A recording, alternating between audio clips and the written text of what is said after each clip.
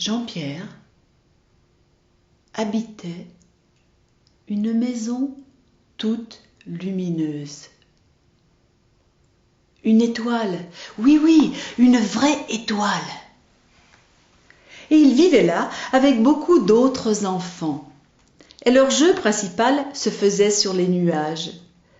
C'était une vie tout à fait douce, agréable. Et quand le soir arrivait, on rentrait dans la maison d'or et l'on recevait du pain des étoiles et du vin des étoiles. Alors c'était comme si l'on avait dormi une longue nuit. On était tout ragaillardi. La plus grande joie de Jean-Pierre était de voir son ange monter sur un nuage, s'approcher de la maison.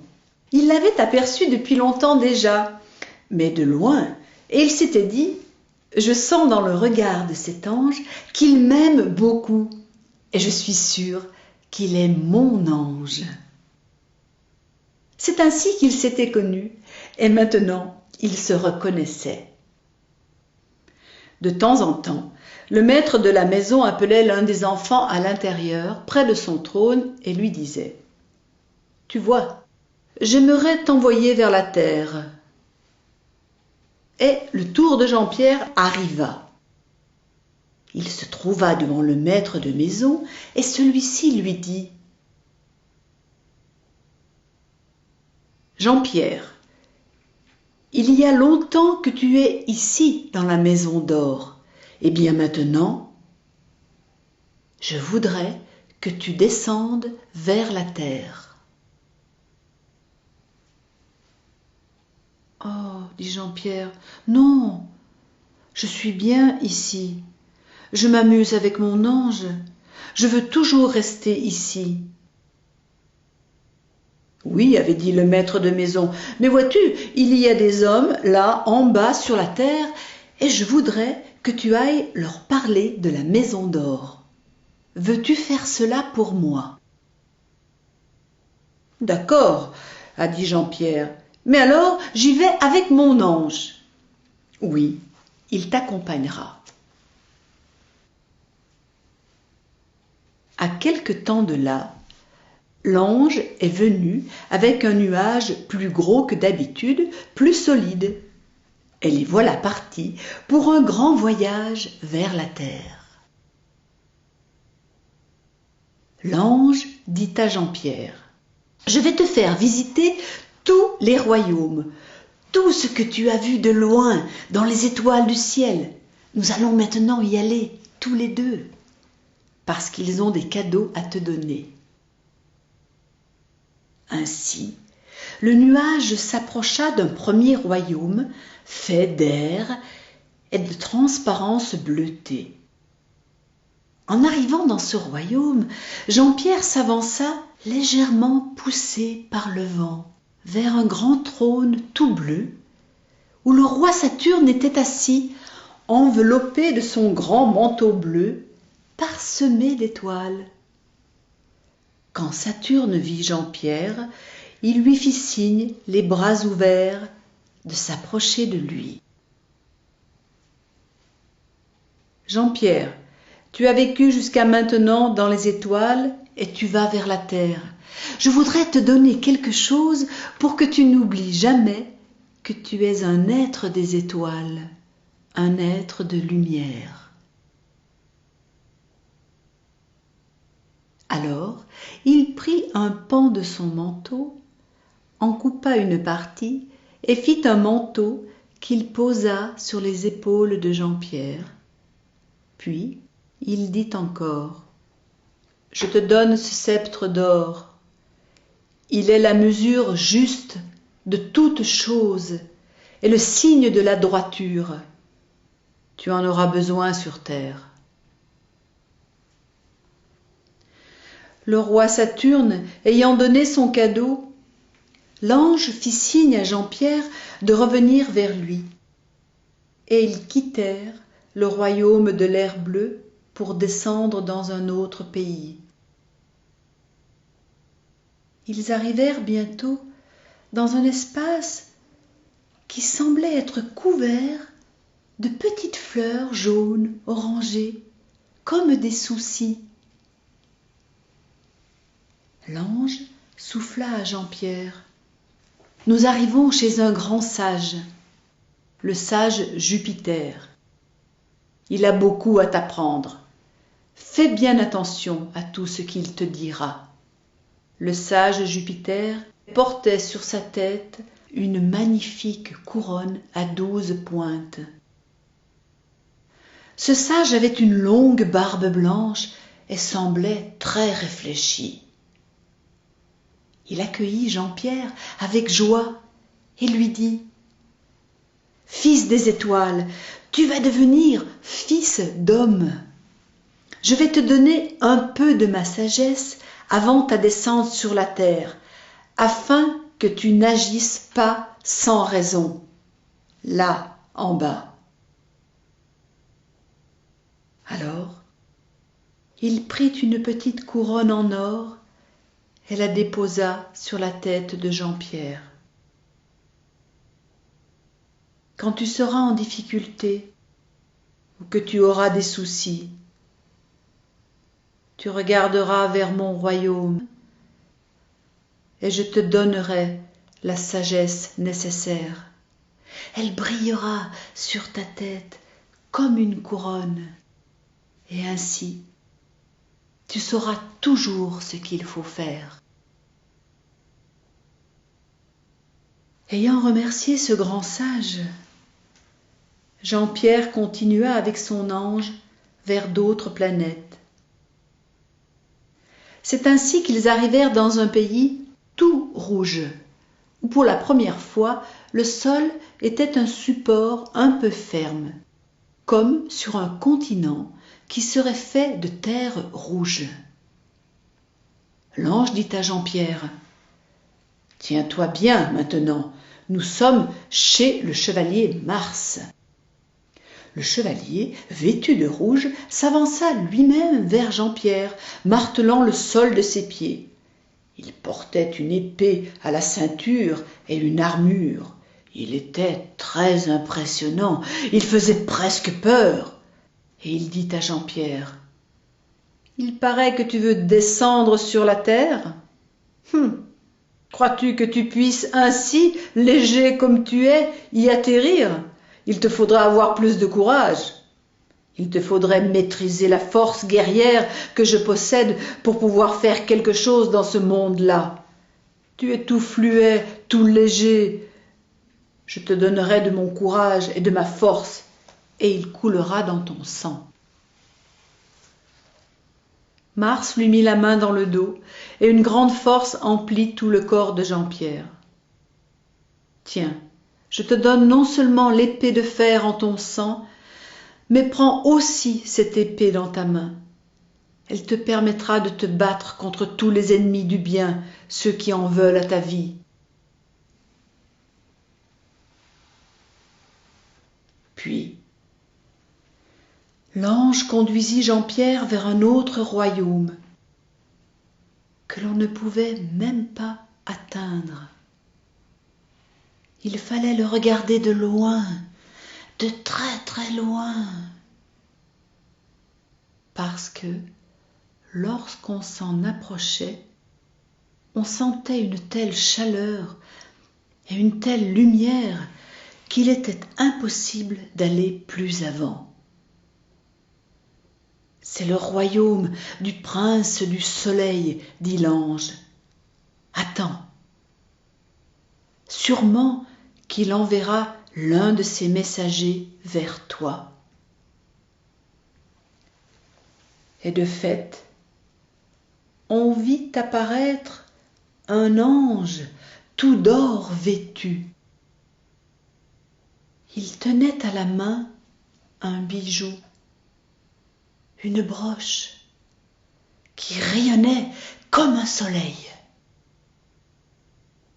Il dit : « Le prince de ce royaume veut te faire un cadeau. Il voudrait qu'en ton cœur rayonne la force de l'amour, comme ici le soleil rayonne et chauffe le monde entier. » Et lorsqu'il lui plaça la broche, Jean-Pierre sentit en lui pour la première fois battre son cœur.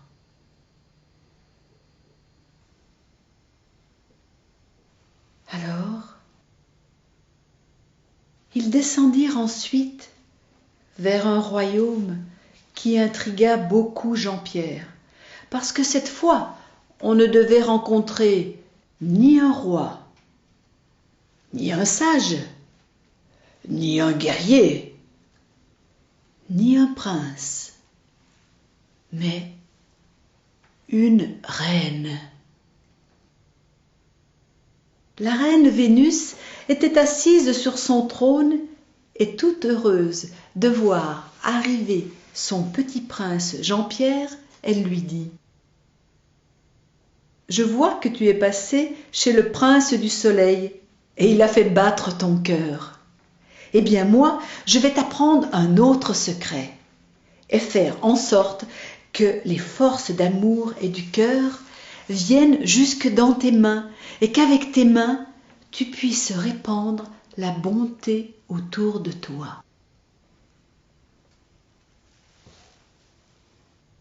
Elle lui remit alors un petit coffret. Il y avait dedans de petites fioles, et dans chaque petite fiole, il y avait des baumes.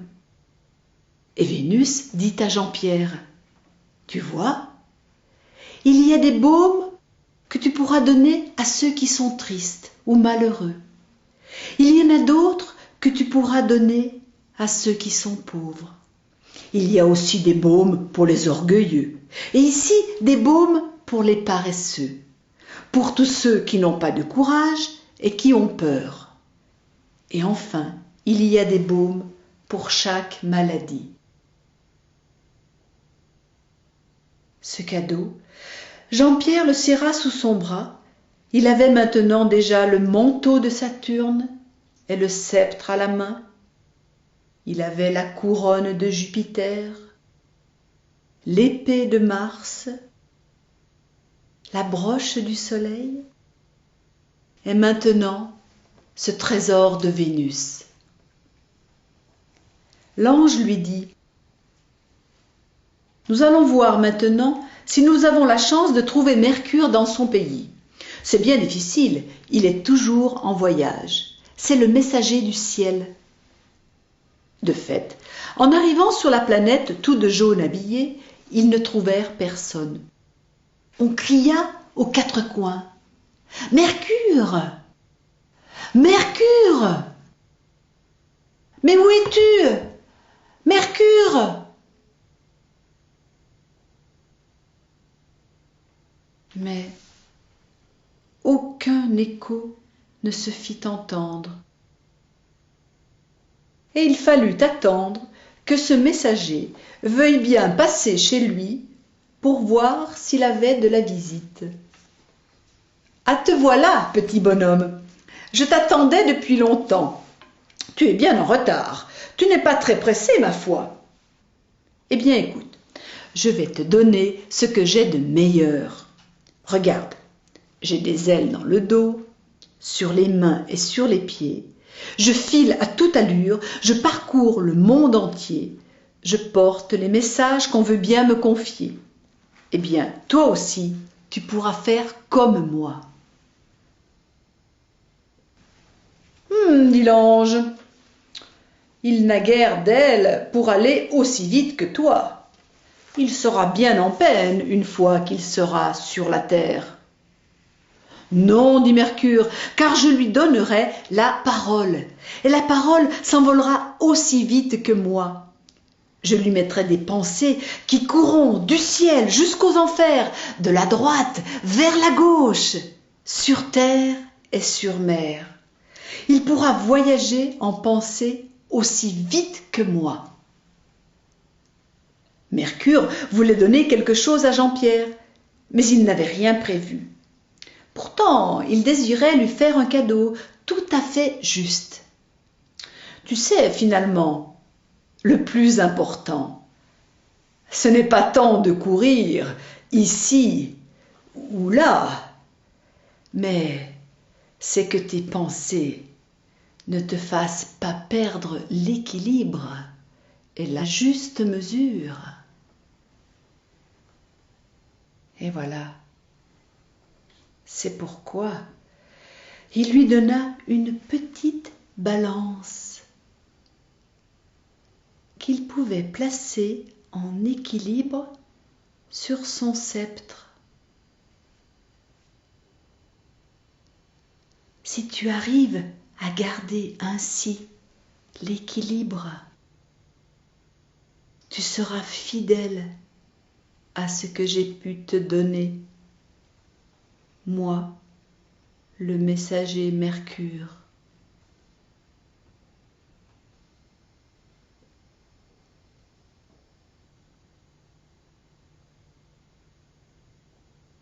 En quittant le royaume de Mercure, le ciel s'était un peu assombri. La nuit commençait à paraître.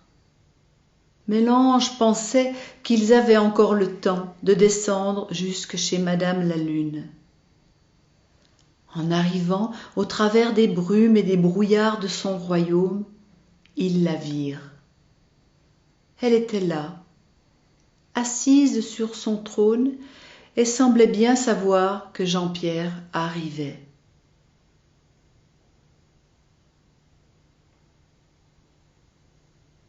Elle tenait à la main un grand miroir, chose que Jean-Pierre ne connaissait pas. À ses pieds se trouvait, rampant, un serpent tout blanc. En voyant ce serpent, Jean-Pierre eut plutôt un mouvement de recul. Mais la dame lui sourit et lui dit « Ne crains pas, il ne te fera rien tant que tu es sous ma protection. Mais approche. Que tu es magnifique avec ce manteau sur les épaules, cette couronne sur la tête. Tu as la force et le courage. Que tiens-tu dans ce coffret? Tu as l'air d'un petit roi. » Jean-Pierre commençait à rougir un peu de complaisance. Il se sentait fier, se redressait. La lune le regarda et lui dit « Tu ne te connais pas, n'est-ce pas ?»« Si, dit Jean-Pierre, si, je sais que je suis Jean-Pierre. »« Bien sûr, cela est ton nom, mais t'es-tu déjà vu ?»« Tiens, approche. Regarde. » Et voilà que Jean-Pierre se trouva devant ce grand miroir. Il se regarda, tout étonné de voir cette majesté qui lui avait été offerte. Il lui était donné aussi de voir son visage pour la première fois. Tandis qu'il se regardait ainsi, il était comme subjugué. L'ange l'appela par son nom et lui dit « Jean-Pierre, Jean-Pierre, détourne ton visage de ce miroir, Jean-Pierre, ne te laisse pas prendre, écoute-moi. » Mais Jean-Pierre n'entendait ni son nom, ni la voix de l'ange. Il ne voyait plus non plus la dame Lune à ses côtés. Il était comme pris en lui-même, se contemplant et contemplant encore, se regardant. Il finit par s'endormir et tout oublier.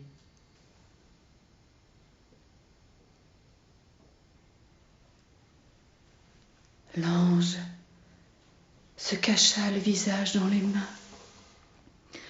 Et l'on vit apparaître les serviteurs de Dame Lune qui dirent « Nous n'allons pas laisser partir cet enfant avec tout ce qu'il a. » Et voilà qu'on lui prit son manteau, sa couronne, son sceptre, sa broche. On lui enleva tout ce qu'il possédait. On lui prit même le coffret de Vénus. Et il se retrouva là, tout seul, tout nu.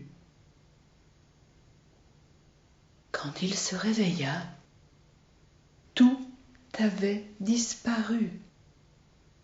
tout était dans les brumes. Il n'y avait que l'ange qui, doucement, l'appelait par son nom. Jean-Pierre, Jean-Pierre, viens, il faut continuer le chemin. L'enfant se regarda, surpris, demanda où était tout ce qui avait disparu. L'ange ne répondit pas. Alors il se mit à pleurer. La main dans la main de l'ange, il continua son chemin, tout en pleurant.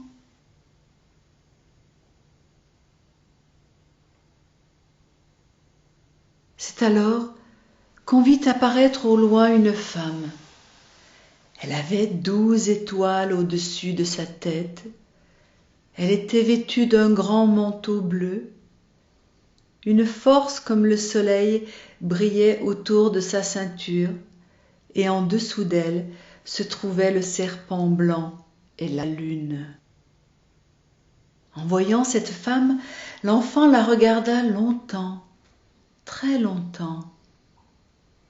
Puis il entendit qu'elle disait « Jean-Pierre, cesse de pleurer. Regarde-moi, j'ai quelque chose à te dire. » Elle s'approcha de lui, mit un pan de son manteau autour de ses épaules et lui dit « Jean-Pierre, tu as tout perdu et tout oublié. Mais mon fils, qui est descendu sur la terre, lui, ne s'est pas laissé prendre au piège du miroir. Et il t'attend. Cherche-le. Il te fera retrouver tout ce que tu as perdu. » Et c'est ainsi que l'enfant fut emmené par l'ange, et bientôt ils se trouvèrent devant une grande porte comme un tunnel. Et là, l'ange se tint devant l'enfant et lui dit « Maintenant, il faut que tu ailles seul, car moi, je ne peux pas passer cette frontière. Non, on m'avait promis là-haut que tu m'accompagnerais toujours. Tu ne peux pas m'abandonner maintenant. » « Écoute, dit l'ange, je ne t'abandonnerai jamais, mais je ne peux pas passer par ici. Je serai toujours là, mais tu ne me verras plus avec tes yeux. Si un jour tu es triste, ou que tu as peur, ou que tu es seul, appelle-moi, je serai toujours là. Et tu pourras me sentir, car je serai dans ton cœur. »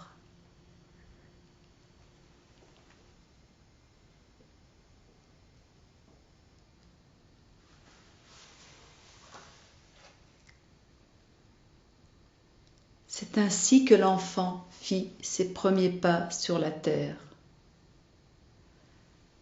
Quand il arriva de l'autre côté du tunnel, il y avait une grande lumière, et là, il trouva une petite maison avec 2 fenêtres pour regarder dans le monde.